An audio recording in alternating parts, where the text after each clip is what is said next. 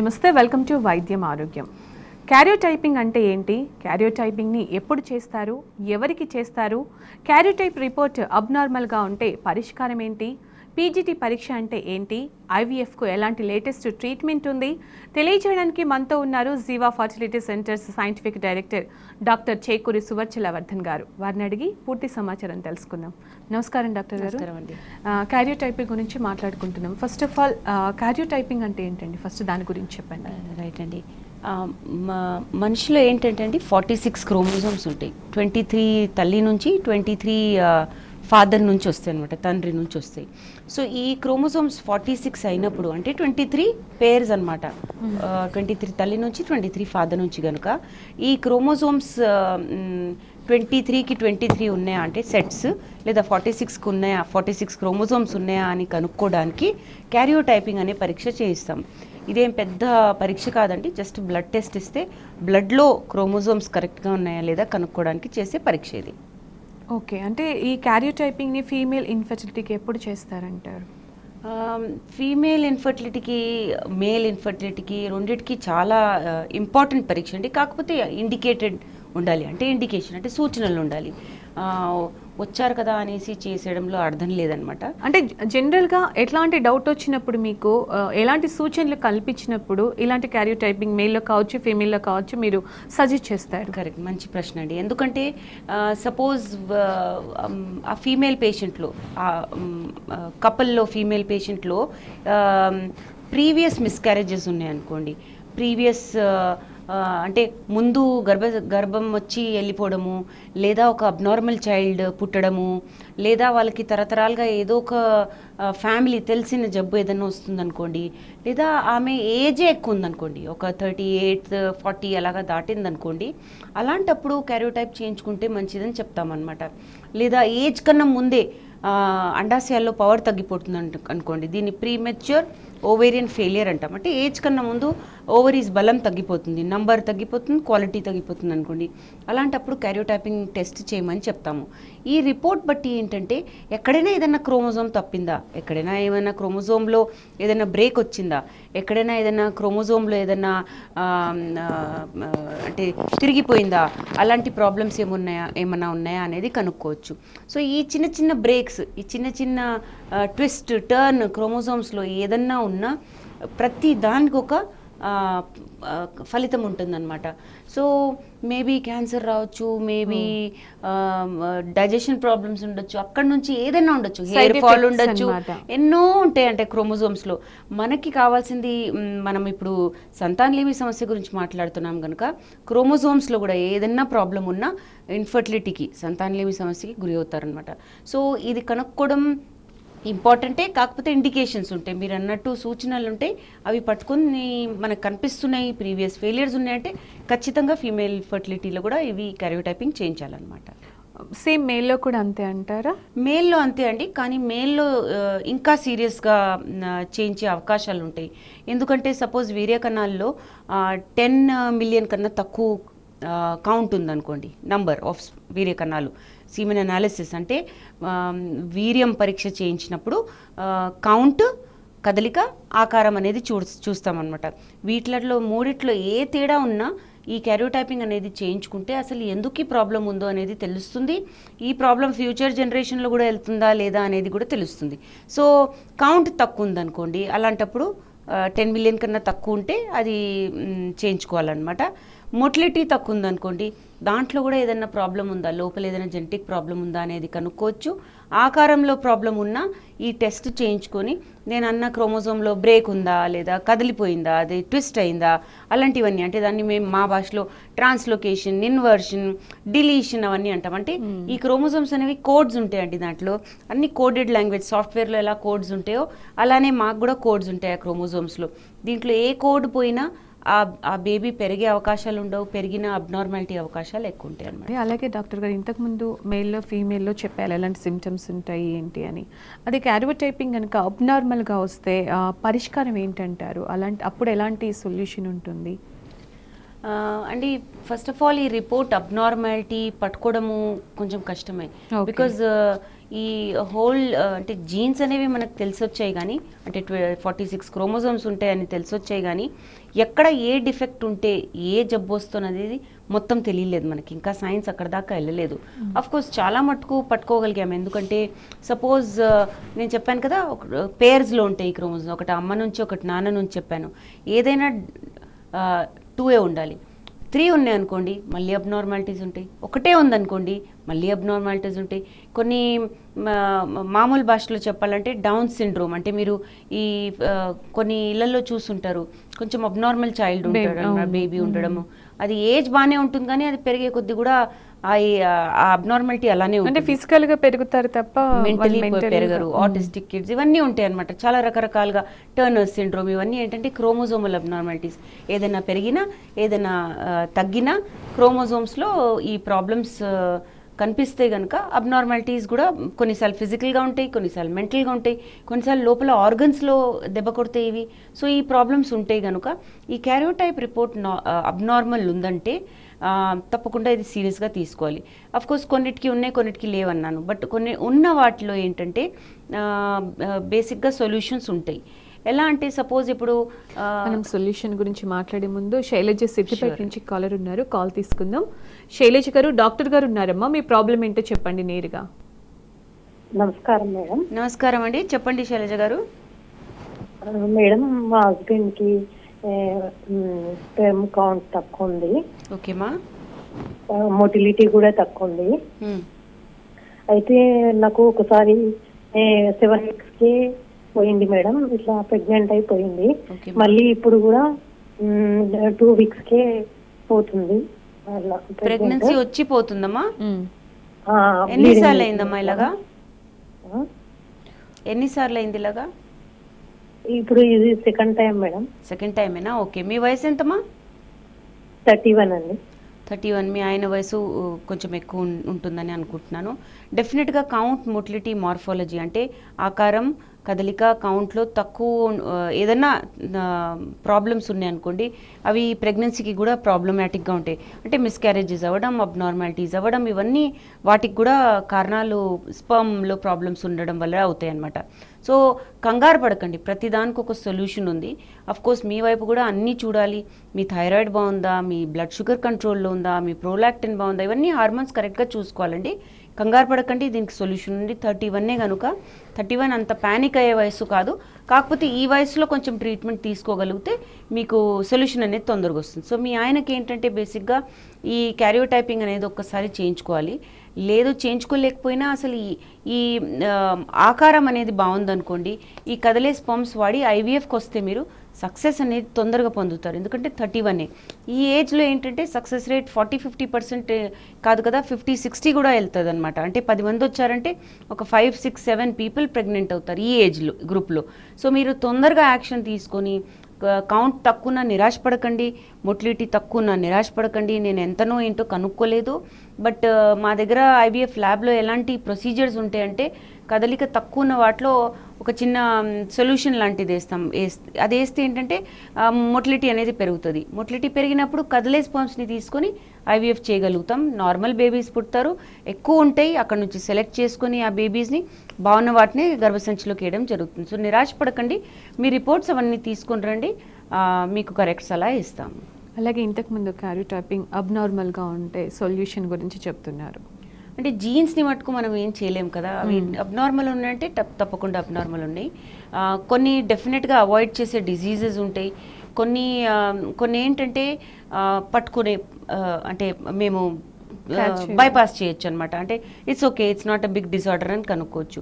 Suppose count, motility, మార్ఫాలజీలో వీర్యకణాల పరీక్షలో వీర్యకణాల్లో ఈ మూడిట్లో ఏదన్నా ప్రాబ్లం ఉందనుకోండి, కౌంట్, కదలిక, ఆకారంలో, అప్పుడు ఈ క్యారియోటైపింగ్ చేయించినప్పుడు ఏదో ఒక చిన్న పీస్ మిస్సింగ్ ఉండడము, లేదా ఒక చిన్న అది డిలీషన్ అన్నానే ఒక చిన్న కోడ్ పోయినట్టు, లేదా డూప్లికేషన్ అంటే 2 సార్లు ఆ కోడ్ ఉన్నట్టు, లేదా ఇన్వర్షన్, ఈ కోడ్ ఇలా ఉండాలంటే ఇలా ఉంటుందన్నమాట. సో అలా ఉంటే కూడా ఆ ప్రాబ్లమ్స్ అందుకనే ఈ ప్రాబ్లమ్స్ వస్తున్నాయని ఒక క్లినికల్ కన్క్లూజన్కి రావడం జరుగుతుంది. ఈ ప్రాబ్లం అనేది రాబోయే పిల్లల్లో కూడా ఉంటుందా లేదా అనేది కనుక్కోవడం చాలా ఇంపార్టెంట్. అది కనుక్కున్న తర్వాతనే నెక్స్ట్ స్టెప్ తీసుకోవాలి. అంటే బహుశా దానికే మీకు ప్రెగ్నెన్సీ రావట్లేదు, వచ్చినా అది ఆగట్లేదు, మిస్క్యారేజెస్కి గురి అవుతున్నారు మీరు, ఎన్నిసార్లు ట్రై చేసినా ఫస్ట్ ట్రైమెస్టర్ అంటే ఫస్ట్ ఫ్యూ మంత్స్లో పోవడం, లేకపోతే నెక్స్ట్ ట్రైమెస్టర్ నెక్స్ట్ ఫ్యూ మంత్స్లో పోవడం, అంటే 3 months 4 months తర్వాత కదా అలాగా వాటిలో పోతున్నాయేమో అనేసి కనుక్కోవడం జరుగుతుంది. సో ఈ క్యారియోటైపింగ్ అబ్నార్మాలిటీస్కి చాలా పరిష్కారాలు ఉన్నాయి. ఈ ప్రాబ్లం ఉన్న ఎంబ్రియోని అవాయిడ్ చేస్తూ బాగున్న ఎంబ్రియోని తీసుకొని గర్భసంచిలోకి వేస్తే పుట్టే బేబీలో ఏంటంటే ఈ ప్రాబ్లమ్స్ అనేవి ఉండవన్నమాట. ఓకే, కర్నూలు నుంచి కాలర్ లైన్లో ఉన్నారు లక్ష్మి గారు. లక్ష్మి గారు, డాక్టర్ గారు ఉన్నారమ్మా, మీ సమస్య ఏంటో చెప్పండి. మేడం నాకు పీరియడ్ సరిగ్గా వస్తలేదు మేడం. సరిగా అవ్వట్లేదమ్మా? అన్వాంటి హెయిర్ వస్తుంది. ఏమమ్మా? Unwanted hair. Unwanted hair. Unwanted hair. Period సరిగా లేదమ్మా? లేదు నీ మేడం. వయసు ఎంతమ్మా? 24. రైట్. పెళ్ళయిందా? కాలేదు మేడం. నీటి బుడగలు ఉన్నాయని చెప్పినారు మేడం. Right right. పెళ్లి కాలేదు కాబట్టి సంతానలేమి సమస్య అని ఈ కాల్ కాదు. కాకపోతే చాలా మంచి పని చేసావు ఫోన్ చేసి. పెళ్లి కాక ముందే ఈ ప్రాబ్లం అనేది పట్టుకోవడానికి ఈజియర్ ఉంటుంది. ఎందుకంటే మీరు తర్వాత పిల్లల కోసం ప్లాన్ చేసినప్పుడు కల్లా మీ సొల్యూషన్ దొరికిపోతుంది అనమాట.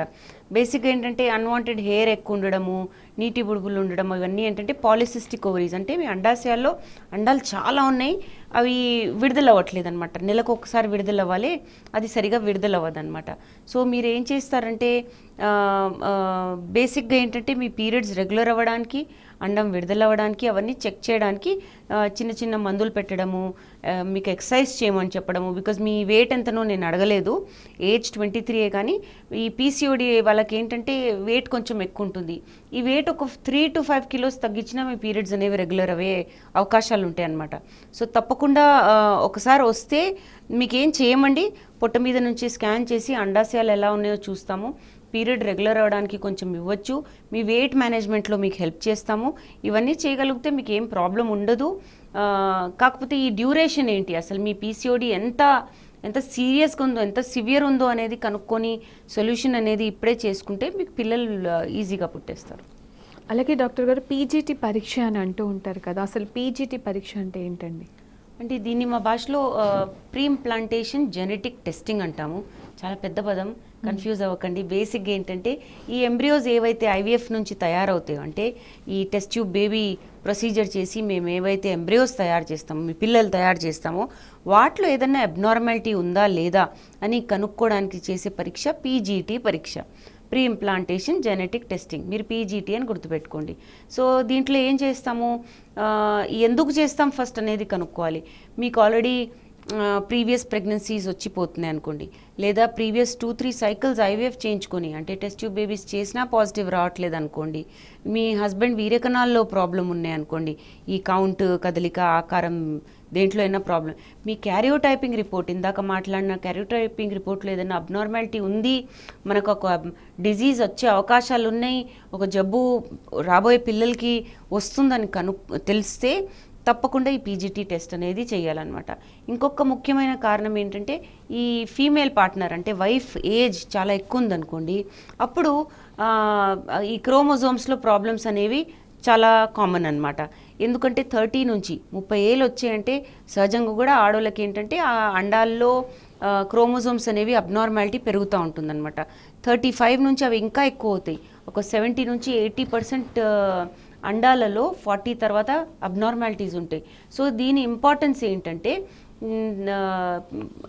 అబ్నార్మల్ ఎంబ్రియో గర్భసంచిలోకి వేసే ముందు అసలు అబ్నార్మాలిటీ ఉందా లేదా అని కనుక్కొని బాగున్న ఎంబ్రియోనే వేస్తే ప్రెగ్నెన్సీ అనేది స్మూత్గా వెళ్తుంది, పుట్టబోయే బేబీ కూడా నార్మల్గా ఉంటుంది. సో ఈ కారణాలు ఏంటో కనుక్కున్నారు కదా, జబ్బు ఉంటే ప్రీవియస్ రిపోర్ట్ ఏదన్నా అబ్నార్మాలిటీ చూపిస్తుంటే, లేదా మీకు ప్రీవియస్ ప్రెగ్నెన్సీస్ వచ్చిపోయాయి అనుకోండి, లేదా మీకు హస్బెండ్ వీర్యకణాల్లో ఏదైనా ప్రాబ్లం ఉన్నాయి అనుకోండి, అలాంటప్పుడు పీజీటీ అనే పరీక్ష చేయడం జరుగుతుందన్నమాట.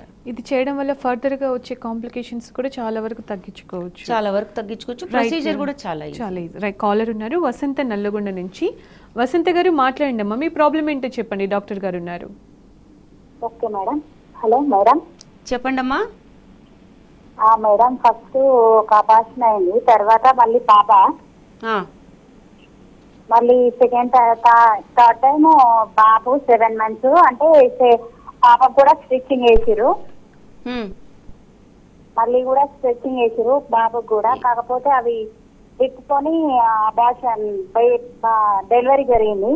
ఓకే, స్టిచ్ చేసి మళ్ళీ నెక్స్ట్ టైం కూడా ఒకవేళ ఇట్లానే జరుగుతుందా మేడం? ఎట్లాంటి జాగ్రత్తలు తీసుకోవాలి? ఇప్పుడు 2 పిల్లలు ఉన్నారమ్మా నీకు? ఒక అబార్షన్, తర్వాత పాప, ఇప్పుడు బాబు 8 months కి డెలివరీ అయిపోయింది. బాబు బానే ఉన్నాడా?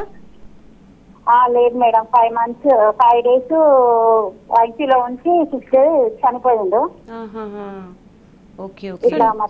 నెక్స్ట్ టైం ఎలాంటి కేర్ తీసుకోవాలి? బేసిక్ గా ఏంటంటే దాన్ని సర్క్లాజ్ అంటారు, అంటే స్టిచ్ చేస్తారనమాట సర్విక్స్ లో ఓపెనింగ్ మీద.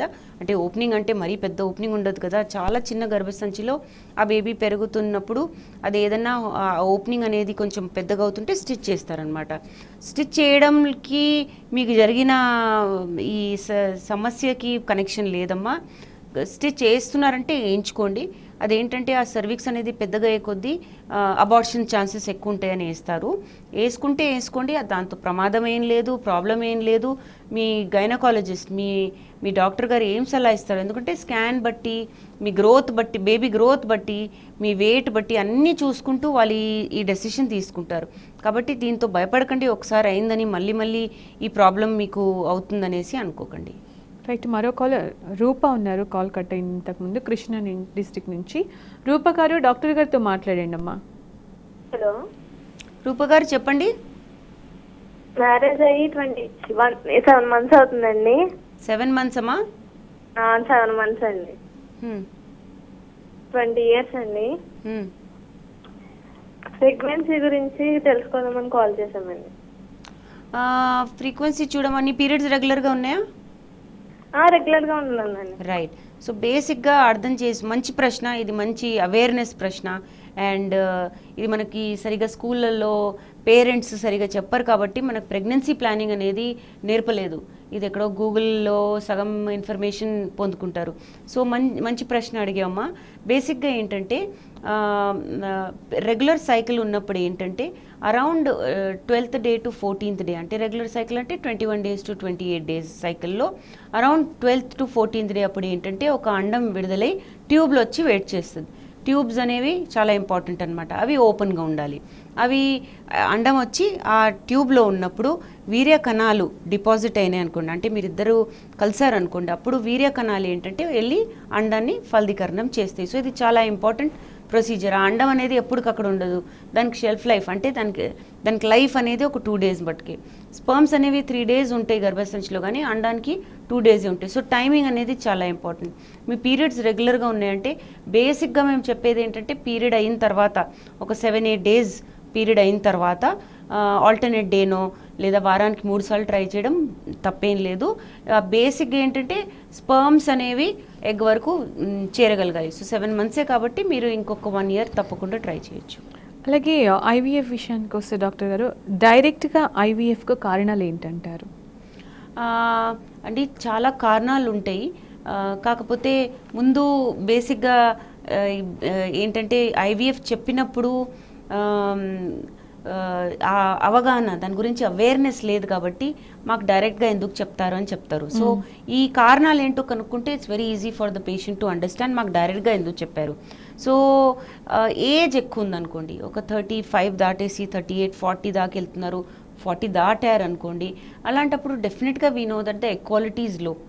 మీరు ఎంత వెయిట్ చేసినా ఆ అండం అనేది విడుదల అవ్వకపోవచ్చు, లేదా ఎగ్ క్వాలిటీ తక్కువ ఉండొచ్చు. అలాంటప్పుడు ఏంటంటే అది తీసి ఐవీఎఫ్కి వచ్చారు, ఆ ఎగ్ తీసి ఐవీఎఫ్ చేయించుకున్నారనుకోండి, అది ఫలదీకరణం అయ్యే ఛాన్స్ ఎక్కువ ఉంటుంది. గర్భసంచిలోకి వేస్తే సక్సెస్ రేట్ అనేది బెటర్ ఉంటుంది. అదొక కారణం, అంటే అడ్వాన్స్ స్టేజ్. ఇంకోటి పీరియడ్స్ ఇర్రెగ్యులర్గా ఉన్నాయి అండ్ జుట్టు ఎక్కువ ఉంది, సో అలాంటివన్నీ పీసీఓ అంటాం కదా. దాంట్లో ఏమవుతుంది, అండం అనేది విడుదల అవ్వదు. దీనికి ఏంటంటే మీరు న్యాచురల్గా ట్రై చేసిన అండం విడుదల అవ్వదు కాబట్టి, ఎస్పెషలీ స్టేజ్ సివియర్గా ఉందనుకోండి, అంటే చాలా అండాలు ఉన్నాయి కానీ విడుదల అవ్వట్లేదు ఇంజెక్షన్స్ ఇచ్చినా, అలాంటప్పుడు ఐవీఎఫ్కి వచ్చారంటే ఈ అండాలన్నీ పెంచి అంటే 10 days ఇంజెక్షన్స్ ఇస్తాము, పెరుగుతాయి అన్నమాట సైజులో. 10 రోజుల తర్వాత ఆ అండాల్ని బయటికి తీసి మీ హస్బెండ్ వీర్య కణాలతో కలిపి ఎంబ్రియోస్ తయారు చేస్తే అండాలు అనేవి బాగుంటాయి. క్వాలిటీ ఆఫ్ ఎంబ్రియోస్ కూడా బాగుంటాయి. అంటే మీ బేబీస్ చాలా మంచి క్వాలిటీ ఉంటే సక్సెస్ రేట్ పీసీఓడి పేషెంట్కి చాలా బాగుంటుందన్నమాట, వాళ్ళు సొంతంగా ట్రై చేయడం కన్నా. తర్వాత ఎండోమెట్రియోసిస్ అంటే ఈ బ్లీడింగ్ ప్రాబ్లమ్, పెయిన్ఫుల్ పీరియడ్స్ ఉన్న వాళ్ళకి ఏంటంటే ఎగ్ క్వాలిటీ అనేది పడిపోతూ ఉంటుంది, లోపల వాతావరణం బాగోదు because of the bleeding inside the whole, అంటే యూట్రస్లో కాకుండా అండాశయాల మీద, ట్యూబ్ మీద, పొట్టులో ఎక్కడెక్కడో బ్లీడింగ్ అవుతూ ఉంటుంది ఎండోమెట్రియోసిస్ వాళ్ళకి. సో ఆ ఎఫెక్ట్ అండం మీద కూడా ఉంటుంది. ఇలాంటి వాళ్ళు కూడా డైరెక్ట్ ఐవీఎఫ్కి వచ్చేస్తే కాస్తో కూస్తో మిగిలిన ఎంబ్రియోస్, మంచి క్వాలిటీ ఎంబ్రియోస్ తీసేసి, ఎగ్స్ తీసేసి వాటిని ఎంబ్రియోస్ తయారు చేసేస్తే సక్సెస్ రేట్ అనేది బాగుంటుంది. అబ్నార్మాలిటీస్ ఉన్న వాళ్ళు ఉన్నారనుకోండి, అంటే ఈ క్యారియోటైప్ చేసాము, క్రోమోజోమ్స్లో ప్రాబ్లం ఉన్నాయి అనుకోండి, డైరెక్ట్గా ఐవీఎఫ్కి వెళ్ళిపోమంటాం. ఎందుకంటే అక్కడ నుంచి వచ్చే ఎంబ్రియోస్ని టెస్టింగ్ చేసి పీజీటీ అనే టెస్ట్ చేసి నార్మల్ ఉన్న ఎంబ్రియోనే గర్భసంచిలోకి వేయడం జరుగుతుంది.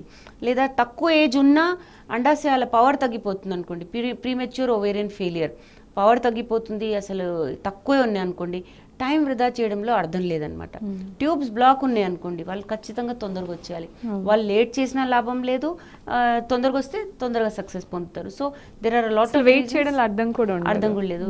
హస్బెండ్ సైడ్ ఏంటంటే వీర్య కణాలు చాలా తక్కువ ఉన్నాయి అనుకోండి, వాళ్ళు కూడా తొందరగా వచ్చేస్తే సక్సెస్ తొందరగా పొందుతారు. నార్మల్గా డాక్టర్ గారు చాలా మంది అంటే పిల్లల కోసం వెయిట్ చేస్తున్నప్పటికీ ఇంకా 1 year ఏజ్ ఫ్యాక్టర్ పక్కన పెడితే, ఏజ్ తక్కువ ఉన్న వాళ్ళు కావచ్చు, ఏజ్ ఎక్కువగా ఉన్న వాళ్ళు కావచ్చు, ఇంకా వెయిట్ చేద్దాం, ఇంకొన్నాళ్ళు చూద్దామని అనుకుంటూ ఉంటారు. అది అసలు కరెక్ట్ అంటారా? అసలు ఎంత తొందరగా డాక్టర్ని కన్సల్ట్ చేస్తే ఎంత మంచిది అంటారు? రైట్ అండి, మంచి ప్రశ్న అండి. Because lot of people waste lot of time అనమాట, టైం వేస్ట్ చేస్తూ పోతారు.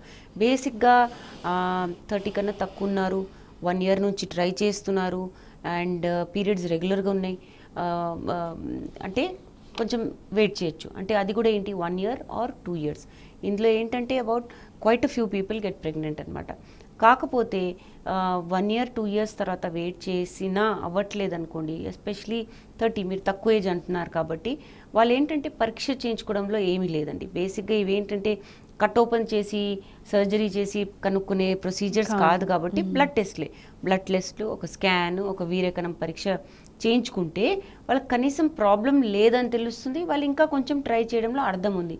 ప్రాబ్లం ఉందని తెలిస్తే కనీసం ట్రీట్మెంట్కి వచ్చేస్తే స్మాల్ గ్రేడ్ ట్రీట్మెంట్, అంటే ఒక మందులు ఇచ్చి స్కాన్ చేసి వాళ్ళ ప్రెగ్నెన్సీ వచ్చే ఛాన్సెస్ ఎక్కువ ఉంటాయి. లేదా IUI అంటే ఇంట్రా యూట్రైన్ ఇన్సెమినేషన్, వీరకణాలు గర్భసంచిలోకి వేసే ప్రొసీజర్, చిన్న ప్రొసీజర్, అవి చేస్తే ఛాన్స్ ఆఫ్ సక్సెస్ రేట్ కూడా పెరుగుతుంది. లేదా ఇవన్నీ పనిచేయలేదనుకోండి, ఏజ్ కూడా దాటుతుంది, క్వాలిటీ కూడా తగ్గిపోతుంది అండాలవి అండ్ వీర్యకణాలవి, అలాంటి వాళ్ళు తొందరగా IVFకి వస్తే తొందరగా సక్సెస్ రేట్ పొందుతారు. అలాగే కొంతమందిని చూస్తుంటాం కాలర్స్, మ్యారేజ్ అయ్యి 15-20 years ప్లస్ అయిన వాళ్ళు కూడా కాల్ చేస్తూ ఉంటారు. జనరల్గా మీరు కూడా చాలా మందిని అలాంటి వాళ్ళని చూస్తూ ఉంటారు. సో అసలు అన్ని ఇయర్స్ 15-20 years వెయిట్ చేయడం, అప్పుడు పిల్లల కోసం ట్రై చేయడం కరెక్ట్ అంటారా? అండి చాలా కారణాల వల్ల చేస్తారండి. పాపం ఏంటంటే ఆశ, మేబీ ఇది తాగితే బాగుంటుంది, అది తింటే బాగుంటుంది, ఈ ట్యాబ్లెట్ వేసుకుందాము అనేసి ట్రై చేస్తారు, తప్పేం లేదు. కాకపోతే ఒక ఏజ్ దాటిన తర్వాత ట్రీట్మెంట్కి వచ్చేయడం చాలా మంచిది.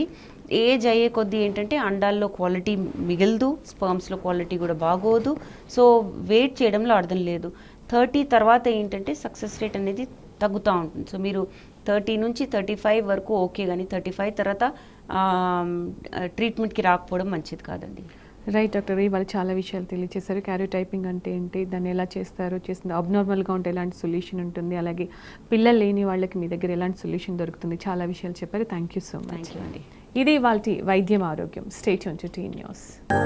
వైద్యం ఆరోగ్యం.